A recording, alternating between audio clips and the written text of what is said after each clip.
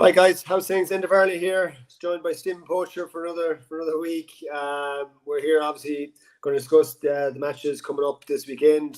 We obviously have the Tailteann Cup final concluding this weekend with Meath and Down, and then we have obviously Dublin, Monaghan, and Kerry and Derry on the Sunday. So, Stevie, how's the form, man? How's things? Not too bad, isn't it? Not too bad. How's the nerves? You be obviously as a down man, you be. Are you going? Are you going to it? Hey, listen, there's plenty of hype about the place anyway. Bit of colour back in the place, and I know probably, deep down, like I think probably there is an element of, and I think Connor and the boys would probably say this themselves, that the wish they were in the Sam Maguire competition. Obviously, historically, Down being the traditional footballing county that they always were, and there's no point in probably telling lies that. There's some people you speak to are really excited about it, and other people you speak to are a little bit like, our priorities probably to get out of Division 3. But look, listen, it's a final. You can't take anything away from a final, and it's Croke Park. It's a young downside. I've been doing a wee bit of research on the game today, and it's actually a very, very young Meath team as well. Outside of Donald Keown at right half back and Podrick Harn at centre half back, those two boys have actually, ironically, just doing a wee bit of a stat for you here, those two boys nearly have as many championship appearances as the rest of the Meath team, which is very interesting. They have 75 championship appearances between them. Now, James McAtee has 19, but outside of that, it's a very, very young and inexperienced Meath side, and obviously, losing the likes of Shane McAtee, Brian Menton, real sort of pivotal players from the team. From the team 2021 that were in the Leinster semi-final and ran Dublin close. Now, when I say ran Dublin close, it was 5-6 points in it, but they've lost 11 of that team. There's 11 new faces in the team. I think their full forward line is on paper is very, very good. Jordan Morris, 23 years of age. Matthew Costello, 22. Matthew captained them to a Leinster minor title about 4 or 5 years ago. There's scores in those lads. Aaron Lynch hit 1-5, 1-6 against Wexford in the quarterfinal. There's scores in the forward line. Obviously, it's well documented that Colm obviously wanted to play a kicking style or a kicking brand of football, which is all well and good, and it's great for a bit of romance in that, but it just hasn't really probably materialised in the way they would have wanted it, particularly in their Division 2 form. They had an outstanding win against Cork in the National League, an outstanding win in one of their earlier games. But I just feel it's a team that's in transition. Colm came out this week and spoke about having a defensive plan and the likes that. Well, he will need a bloody good one on Saturday, because Down have got blistering pace, real serious scoring options from everywhere. And I think Down's greatest strength is their goal threat. Obviously from the very first game where we played Monaghan in the McKenna Cup, Laverty's obviously big into hunting goals. Or I remember even, going back to a bit of coaching he would have done years ago, even at one of the coaching camps that I would have ran in school and stuff like that, one of the coach education camps, even going back to like little 3v2 games, 2v1 games, just hunting the goal. The club team that he plays for, obviously Kilcoo, are renowned for trying to work goal chances. This is something that the team has obviously worked, even from free kicks and around the D and around the 21. They're looking for that wee quick pass for a goal to catch a team off guard, So there is a goal threat in the team. And I think that's going to be Meath's biggest challenge on Saturday, and is keeping the goals out. The pace that Down have with Liam Kerr, Danny McGill, Dan Guinness, Caleb Doherty, just looking through the team here. Ryan Johnson, like real good, strong ball carrying players who have just lightning pace. And I just fully believe that this Down team is nearly suits playing in the likes of Croke Park. The team that's lined out on Sunday in the programme, on Saturday, it's unlikely to be the team that starts, because he has preferred to make multiple changes before games. Rory Mason came in the last day, Sheila Johnson came in the last day. Connor Francis will be in the reckoning as well. He's quite favoured by the management team. So look, they're down have a lot of options, but like Meath, it's a very inexperienced team at at this level. Patrick McCarthy, Owen Murdoch, great outstanding talents. Danny McGill, they all would have played with Laverty in the successful under-21 team from a couple of years ago. And so look, it's two teams that are probably on a very, very similar trajectory in their development, and their transition. I do still believe that, I think that this Tailteann, if we could win the Tailteann on Saturday, it will give the thing a boost. It will give it a lift. If you don't win on Saturday, I feel there'd be a sense of deflation within the group and probably from outside the group as well, because we didn't get promoted this year. I think that was kicking the stones not getting promoted above Fermanagh, who went on to be very disappointing then in the Tailteann Cup. Yeah. We were absolutely hockeyed by Armagh in the semi-final of Ulster. So there's probably a realism as well that we've work to do, and I do think that if we don't win on Saturday, it'll have been a wee bit disappointing for the group, But look, Down or Croke Park, and I know it's an old fucking wives' tale of Down teams go to Croke Park, they don't fear anyone, but they don't click, and that's the thing, Down and Croke Park, there tends to bring out the best of them, and you can always tap into that little bit of history and then that little bit of tradition, but no, listen, look, it's a big team not to be underestimated either, So, obviously, you picked out the Meath full forward line there, Stephen. On the down full back line, are you happy enough in terms of the matchups there? Obviously, you know that team more than me. Pierce Laverty's the captain of the team this year. Pierce would have been involved in sort of AFL camps when he was younger. He's a phenomenal. He's a freak of an athlete. He plays for a club called Saul. They're a small rural club just outside Downpatrick. Pierce is the captain of the team. I think it's fantastic for him to be the captain of the team. It's a great honour for him and his club as well, particularly a club like Saul, who are a small club. I think it's a great accolade. It makes a big change from having someone from like Burn or Kilcoo or Mayo Bridge, one of the traditional bigger clubs in Down. I think that's been a brilliant move by the boys. Pierce probably was always a sort of a very flair type player, playing wing forward and corner forward and the likes, but they've turned him into an out-and-out marking corner back now, full back, and he's probably been the one player who's been ever present in the team. We've used 3 goalkeepers, we've had multiple options at corner backs, we've had numerous options at 6. Keelam Doherty has seemed to have slipped in there now at 6. Midfield partner for Owen Murdoch has been a problem all year. Dan Guinness wears the number 8 jersey, but there's nothing really to say. Numbers mean anything now in the modern game. Pat Haber's lined out at midfield in the past. But from a full backline perspective, Pierce Laverty will probably be the man who picks up Jordan Morris or Costello, one of the two. Anthony Doherty from Downpatrick has played in the full backline as well. His strong physical presence, really aggressive. But there's a clinker in there in the team, and who I rate very, very highly. Silent assassin, as I would call him, that Patrick McCarthy. Patrick, just real quiet lad, goes about his job in a very, very industrious way, does the simple things well. He's good in the front foot as well. He's from the Burn club. He came through the under-20. He would have played under-20s this year as well, and was one of the main instigators in Down winning an under-20 title this year. He would have locked away a lot of the key forwards in under-20 level, including Canavan, from that really good Tyrone team, So the Down full back line will fancy their chances against this Meath full forward line. There's no question about it. What about the obviously look at the play down around in the Tailteann Cup in Parnell Park? They finished up 1-9 to 1-11 that time, Stevie. They obviously look at that's weeks ago now. With that, looking at that game in terms of styles, what did you kind of see? Are they going to Down is obviously they kind of played well. I'm not going to say the Kilcoo style. Everyone plays kind of that style now. We'll say getting people back and get turnovers and transition and pace up the field like Meath. Be interesting how Meath set up here now. Obviously, we're on about the down full back line there, but they will have help in terms of the +1 getting a couple of people back. 100%. And look Down, be under no illusions. Down play, an enormous amount of bodies behind the ball. They play a counter-attacking game. It's the style that obviously Connor has favoured with his team, and it's a team that's tailor-made for counter-attacking football because they have so much pace, because they have so much flair.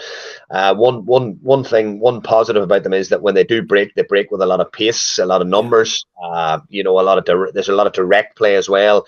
I do feel that if Meath are smart and it's not a sort of an idiotic setup from Column. Like if they do, obviously scramble hard and get back behind the ball and become very compact when they lose the ball. Down's biggest issue all year has probably been to create scores from a structured attack. Like you talked about Mayo, whenever Down are slowed and whenever the opposition get back and they're organised, Down sort of tend to struggle. It's a big work on for next year, obviously, trying to incorporate that sort of structured attack that maybe the likes of Derry have. I think it's something that we're a little bit one directional when it comes to our offensive play, in that it's everything or nothing, if you get me. It's 110 an hour. It's direct stuff, it's little hand passes, trying to weave through, trying to create goal chances. And if that's not on, then we do tend to struggle and run into a few roadblocks. But they're both sides have been so inconsistent in it. Like Meath went out for the final and dismantled Wexford, played them off the park. Down went out in, I think, not the quarter final, a great win against Cavan in the quarter final, the round before against Longford at home. They should have been beat out the gate. Yeah. They were 5 points down, and Longford had 2 1-on-1s, to go 8 points up, and that was game over stuff. Like, and we came through that then, and obviously then come through a really, really impressive win away to Cavan. So the inconsistencies of both teams have been.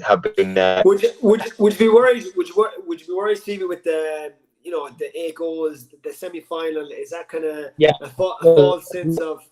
Look. This is one for you. Like for me, you see a team at their best. Whenever you see a team at their best, or you see a team really, really fun at the highest level, which in the semi-final, it's very, very easy to analyze them. So they are switched on and have their coaches analysing that game. It's a good game to look at to say, like, right, what did Laois do wrong?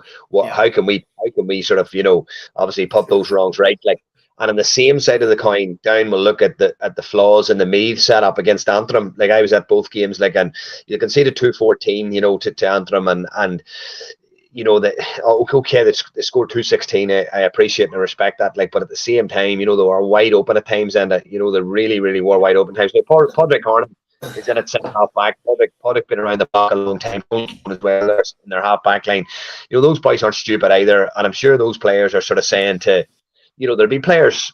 There's bound to be player feedback in there to saying to Column, look, we might have to just batten down the hatches early in this game and keep in this game and keep tight. But it'll be interesting to see if Patrick picks up one of the Kilcoo boys, because he's a farmer by trade. Like, so they could be good about Larn and chat about farming and stuff if he picks up one of the Kilcoo boys there in that game. Patrick's a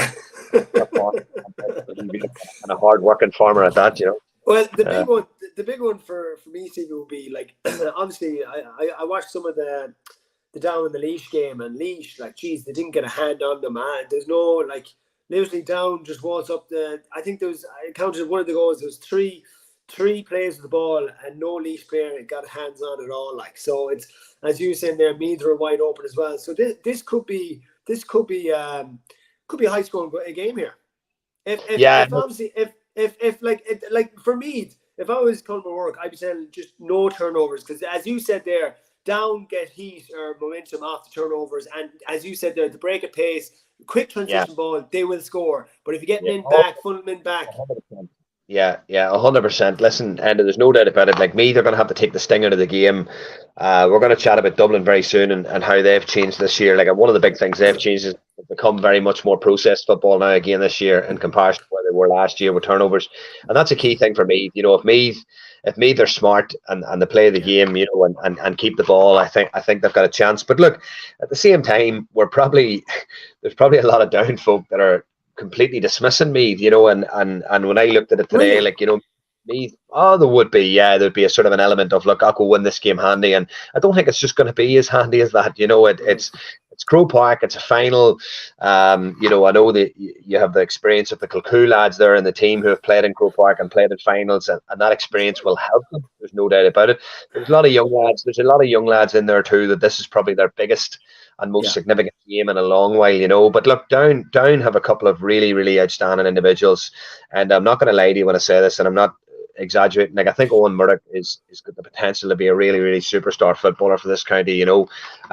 He's a young lad playing middle of the field, number 9. He's played a lot of football the last number of years. To be fair to the lad, he's played a lot of football, but he is just an absolute man mountain of a child, and he's got great potential at such a young age. He's so dominant. He's a goal threat. He drifts inside. He can play at 14. He can drive through the middle. He can play a little pop pass, and his acceleration to get off the shoulder, his pace and his power has improved dramatically over the last number of years. But Oren is definitely a lad who's going to have a big future ahead of him in the red and black, and for his club, of course, as well. But Oren for me is the man to watch this weekend. You know, he is a real Rolls Royce, and if he gets going, you know, down could be hard to stop on Saturday. Who be from the years that's in the city? Who was kind of Down's main? Like obviously Liam Kerr scored a hat-trick the last day. Is he the kind of, who's the number one forward we were thinking, right, we need to get scores with this guy? They're all slightly different, because you've Donegal McAleenan, who is small and elusive and is a playmaker and drops off from 11 and picks up a lot of loose ball. You have Danny McGill, who's a hard direct runner. Kerr is very similar in that aspect, you know, hard direct runner, lovely left foot. Eugene Brannigan's the busy bee who floats about and, you know, plays at 15 and does a lot of sort of work behind the ball, etc. Not a massive scoring threat at that level. Pat Haburn is probably their most potent scoring threat. You know, he's a ball winner. He can hit free kicks as well. And then Ryan Johnson's always good for a goal. You know, Ryan Johnson's probably had a couple of decent seasons now, you know, and Ryan's been around a long time. You know, people of this, that's the other thing too to remember, and the people of this misperception that all the Kilcoo players are committing. The Kilcoo players were always there. They were always there. Bobo Kane was always with Down. Ryan Johnson was always with Down.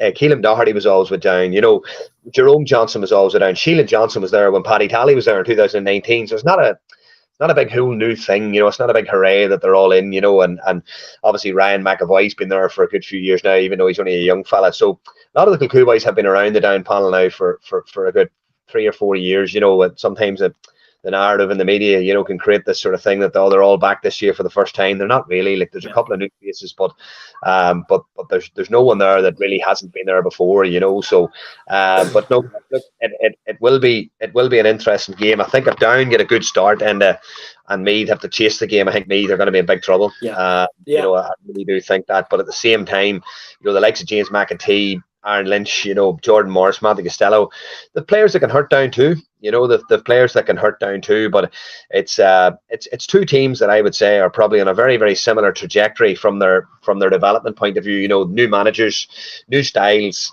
but I just think Down have just a little bit more about them. And I think that Connor is a shrewd coach, he's a shrewd manager, and there's no question that he'll get the matchup spot on, and he certainly won't be getting into this game naive in any capacity at all, you know. So what are you saying? Down by what? I think Down will win the game, and I think goals will be the key, and I think it's going to be a goal or two in the game, you know. I agree with you, to be honest. I think Down should edge it. No, won't be by much, but I think it'll be an exciting game anyway. It'll be hopefully. I think so too. Just moving on to the other, obviously, Sam, Dublin and Monaghan on that same day. Obviously, Dublin like coming in now. The two teams coming in with momentum here. Obviously, outside looking in, everyone would be saying Dublin are gonna coast this, pulling up with probably 20 minutes to go. Am I unfair in saying that? Look, I was at the Down. We had a Tailteann Cup breakfast there last Friday in the Canal Court, and 600 at it. And our school, St. Joseph's Newry, took a table at it, you know, and principal rang me and asked me to go down, and one of the guest speakers was Banty and Conleth Gilligan, and Banty, you know, himself, full of bravado, full of crack, full of slagging, borderline at times, of course, like. But one of the things he did say was, you know, that Monaghan don't fear Dublin, and I have absolutely no. I don't think anyone would question that. And he talked about his time, and he talked about, you know, they've never beaten us in the league, and they've never done this, they've never done that. But I'm not being disrespectful to Monaghan here in any capacity whatsoever, and I just can't see a way how they're going to win this game. I really can't. I honestly cannot see a way how they're going to win this game. Even from today, when I looked at the stats today, how much more processed football-based Dublin are this year. Their productivity levels are up to sort of something like 0.57. They were down to 0.34 last year, and you know, what that means is for every attack, you know, that Dublin produced, they get 0.57 of a score. So their efficiency in front of goal has improved so dramatically. Now, I do think a large part of that is the fact that they were playing lesser opposition in Division 2. You know, they were playing, they were obviously playing, you know, Limerick, Clare, Meath, you know, they were playing Kildare. a level below where Dublin were at for the last number of years. So I think that had an impact into the statistics, right? But ultimately as well, one of the more sort of starting statistics was the level of possession that they have. So their possession bouts are longer, and then at the end of those possession bouts, they're obviously getting a shot away or a score. Defensively, they've got a wee bit more steeliness about them as well. They're not conceding as many goals. They came through a Division 2 league final against Derry this year as well, quite comfortably. I think they then would have went through quite a high intensity training block, because their performances after that end were very, very up and down. I think this Monaghan team are maxing out on what they have. They are literally maxing out. And I just feel that Dublin just have that bit more coming off the bench. The last day, obviously, Cormac Costello, Paul Mannion, Dean Rock, Owen Merchant, these were all players that were named on the bench. Now, they didn't, some of them obviously started. Merchant started in place of Darren Newcombe. Cormac Costello started as well. And you're just looking at them: Kieran Kilkenny, Bulger, Fenton, Howard, Scully, Scal, Conn. Conn's still their most efficient forward.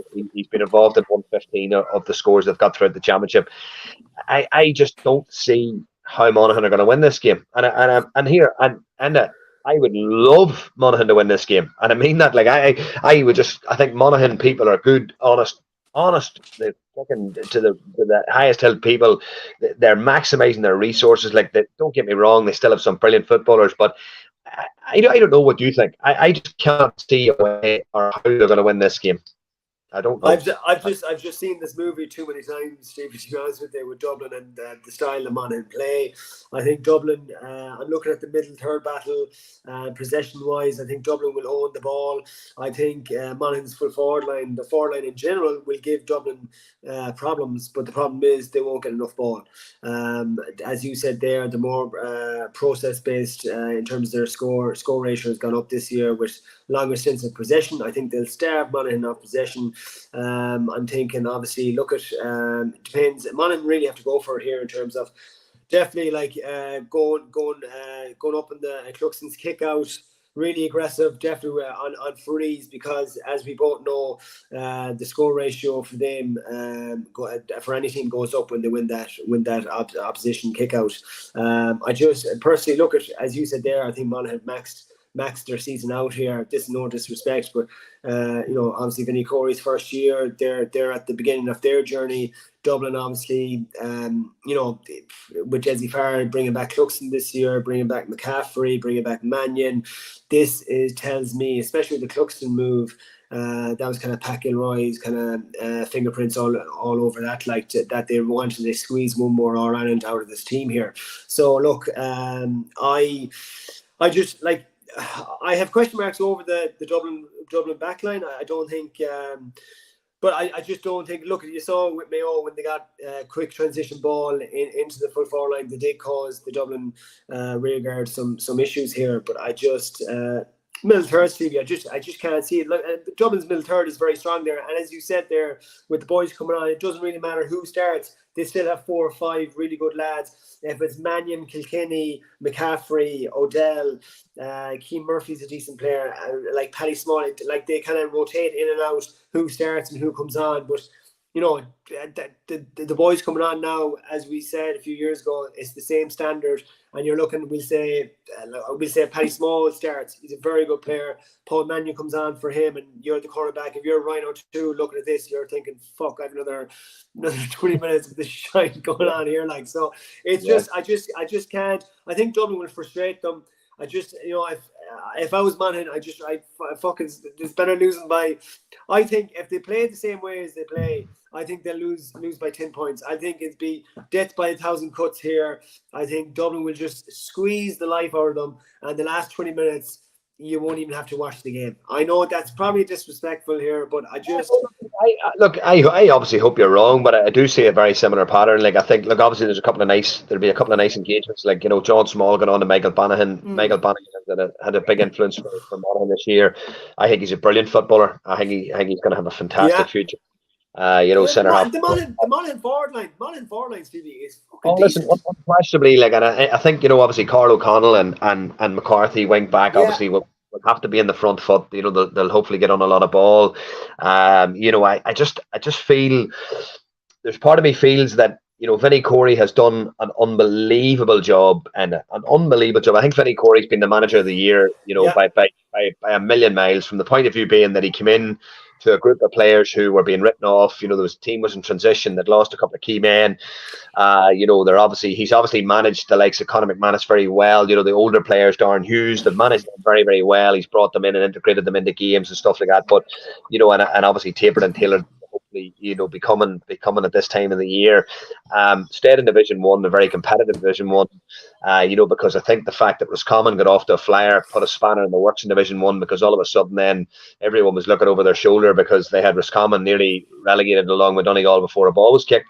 So it was a very, very competitive league. The only blip probably on their season was the defeat against Donegal in Omagh. They were probably disappointed to lose that game. You know, that was probably a false dawn for Donegal, like, and a disappointing result for Monaghan. But unquestionably, for me, and you know, Vinny's done a brilliant job. But I just think the emotion of beating Armagh, how they beat them, very, very hard just to come back down and like, right, let's go again here now. We're facing the Dubs, you know. But the only thing is, if there is a team in the bloody country who love being written off, who love to dig in, and who love to just fight in the trenches, it will be Monaghan. You know, they are the old dog for the hard road, and you'd be under no illusions if they're still in the game with 10 minutes to go, as you said. You know, you think they probably won't be. If they are still in this game with 10-15 minutes to go, don't rule out Dublin starting to do some fucking, as I would say, mad fuck things, because they do have that in them still. You know, there is still that element of madness about Dublin at times. They're much more controlled in what they were last year, but they're definitely nowhere near as controlled as they were under Jim Gavin. You know, but I do think that the return of Stephen Clifton, the addition of Pat Gilroy, I think it's improved the trust levels within the squad, and I think the older players like James McCarthy, you know, even you could even argue the likes of Fenton, Kilkenny, I'd say Dean Rock, these guys have probably, you know, then just sort of stepped up a level, and all of a sudden the trust has grown probably in Desi and the group. Then, you know, you've added 3 All-Stars since last year, Stevie. Like, do you know what I mean? Yeah. And four if you include Condon started against Kerry that day. That's 4 All-Stars there you've added to this team this year, this squad of players, the 20 coming in and out of the team, like. And Kerry just edged them out, like. And Dublin were not playing well that well, as you said. They're sloppy with the ball last year. They didn't look the Dublin of old, we'll say. But like, just one question here for you: Would if you're a manager, Conor McManus, would you start him or leave him off? If we say he has to play. He has to play. Like, there's no doubt about it. He has to play. You know, as you say, you can't afford to go 7-8, 9-3 down, or 9-2 down, or 8-2 down, and then bring him in. And like, you can't. You have to stay in this game for as long as you possibly can. And it's about wrapping him up and cotton wool. Get through this game. If they do get through this game, you know, ice bath for 2 weeks and get ready for the All Ireland final. You know, and that's the reality of it. Like, but look, you mentioned Con. For me, this is the difference. If Con O'Callaghan plays last year, Kerry don't win the All-Ireland. And that's the reality. That's how close, that's how the fine margins we're talking about. It's a bit like the Kerry folk that would say a couple of years ago, oh, if Clifford had stayed on against Tyrone wouldn't have won the All-Ireland. Well, I'm telling you now, Con O'Callaghan had stayed in the field against Kerry last year, Kerry wouldn't have won the All-Ireland. And this is the difference between the last 4. I said this to you, every one of the last 4, or every one of the teams that are going to be in the last 4 or contesting All-Ireland title will have that superstar marquee forward. Your Con, your Clifford, your McGuigan. Unfortunately for Monaghan, maybe possibly now, their superstar is maybe, you know, owes the county absolutely nothing, has been in the road for a long time, and maybe just doesn't have the legs for 70 minutes of, you know, a John Small hanging out of him, or a Mick Fitz, or whoever it happens to be. At this Mick Fitz, yeah. Probably be Mick Fitz, and that's the thing, and you know, so I just feel that Con O'Callaghan, even Con O'Callaghan alone, is enough to make the difference in this game. He's been hugely influential for Dublin this season, hugely influential. You know, they missed his influence last year, and I couldn't believe how influential he was until a friend of mine in Dublin said to me, "Look, just watch the influence he has in tight games." And when they played Derry in that Division 2 final, he was awesome. His ability to win ball, his ability to distract inside, you know, his movement, his power, his pace. Lad's got everything, and he's still only a young boy. You know, he's still only in his early 20s with another, you know, 8, 9, 10 years of football ahead of him. So, but look, and then those around him in the support act, your Pascals, your Costellos, your Mannion. Yeah. They're not bad support acts, let me tell you. They're not bad support acts, Yeah. It's last question. Do you think Monaghan do you think they'll bring anything different to the, like, are they going to set up the usual way? I think the only way that they can, they need to make it attritional. They need to make this game really, really freaking attritional. The big results they've had this year, that they've the likes of Derry in the group stages in Celtic Park. It was a brilliant performance from Monaghan. Tactically, it was superb. I thought Vinnie Corey that night got things spot on. Their matchups are just critical. They're going to have to nail their matchups, get the right personnel on Dublin's key men, and then on top of that, obviously game manage. When they have the leather, don't give it away. Mind the ball. Have your periods of possession where you're growing into the game just as much as you're keeping Dublin out of it. Exactly. And then when you get your chances, you have to nail them. And if the man's on the field, any free kicks, you're hoping that he is one of those days where just everything goes over. And that's what they have to do to win. They might need, I think I read a statistic today that to beat Dublin, you're going to need to score a couple of goals. Yeah, that's the was against Dublin. The last time Dublin were beaten, the last time the 6 in a row team were beaten before they won the 6 in a row was Donegal, and ironically Donegal scored 3 goals that day. So to beat this Dublin team, you're probably going to need a goal or two, and I don't know if Monaghan have 2 goals in them. Right, are you going right score or Dublin by 6 or 7? I'm gonna go really bad. I'm gonna go Dublin by 10 or 11. I know I'm a prick.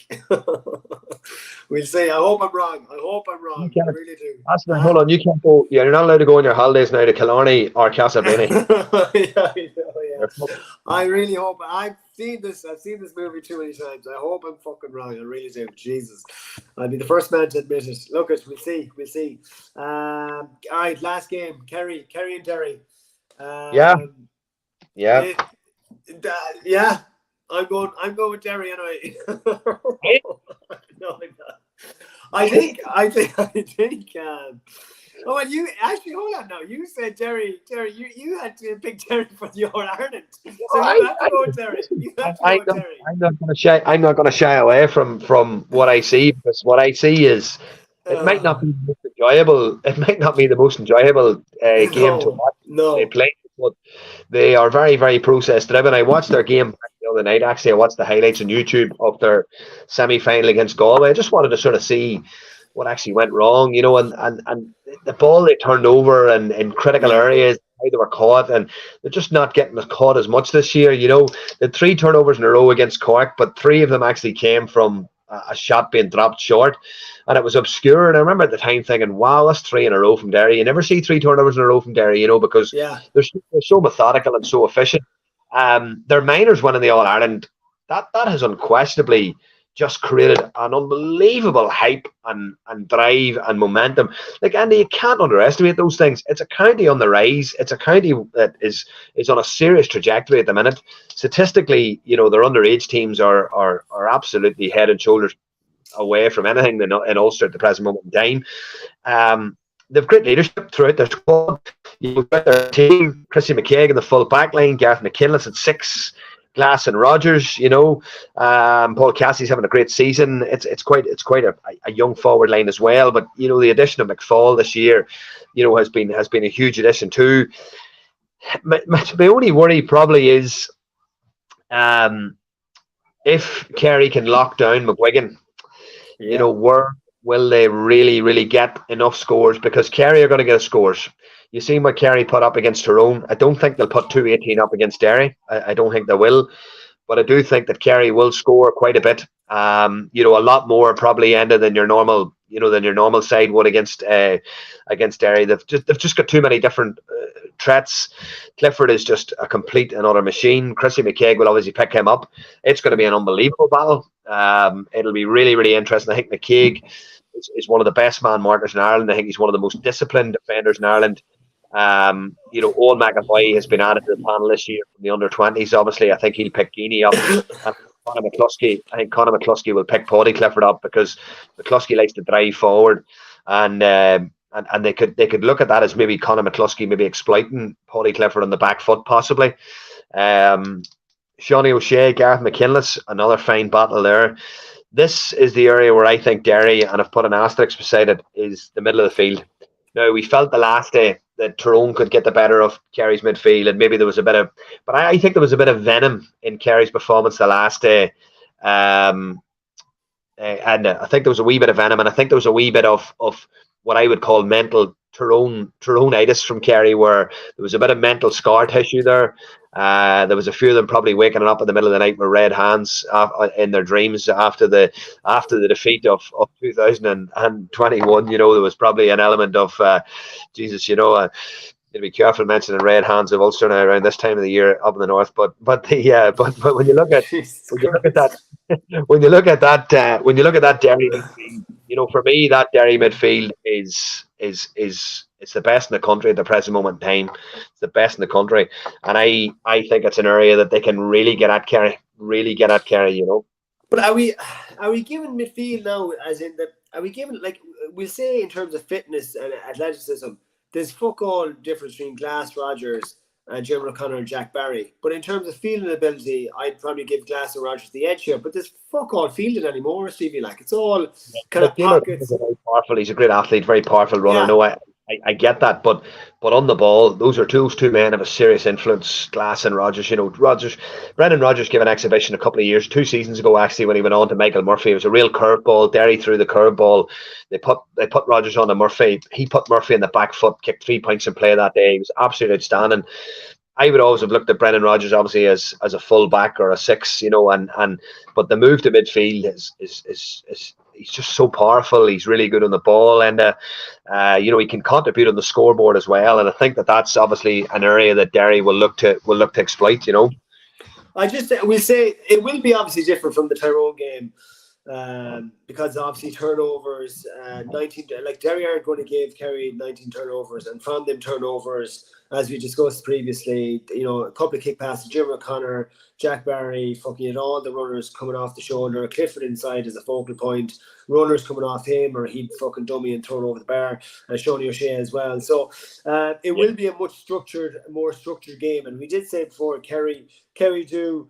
Because they won't get them turnovers, we think it will be a more structured attack and game, and they'll have to break down a much more organised defence here. So, as you said, I don't think they will score in 2-18, but I probably still obviously will give Kerry the edge because of that class they have in the forward line. And I think probably and he's gone. He'll be back now in a second. He obviously didn't like the point I was making.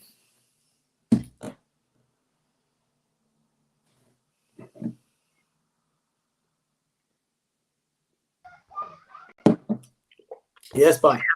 Yeah, sorry, boss. No, I caught the tail end up. You said you probably give Kerry the edge. No, listen here. There's no doubt about it. And the slow build up, the slow play. I'll tell you one thing, and I'm going to say this to you.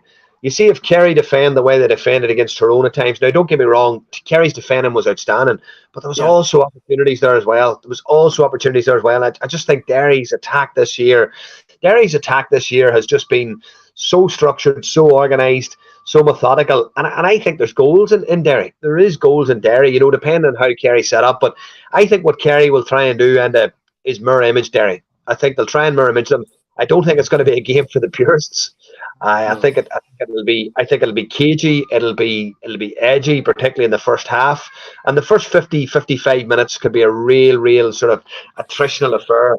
And then it comes down to that last 10. You can talk about game plans, you can talk about systems all you want, but if Derry are in this going down the stretch, which they weren't last year, I think Derry could edge this. They really could. So yeah. Are you going on record saying that Derry are going to edge this? Yeah.